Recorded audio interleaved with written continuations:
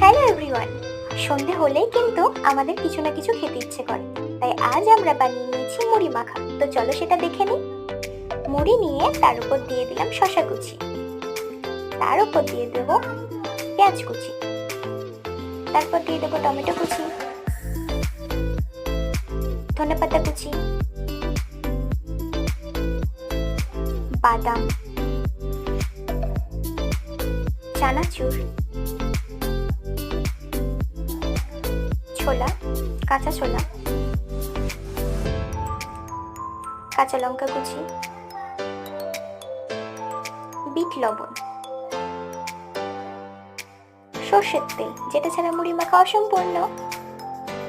তার উপর দিয়ে দেবো লেবুর রস। তাহলে মোটামুটি রেডি। মাখানোর পর অল্প একটু চাট মশলা দিতে হবে। ব্যাস, এই চাট মশলাটা দিলে মুড়ি মাখা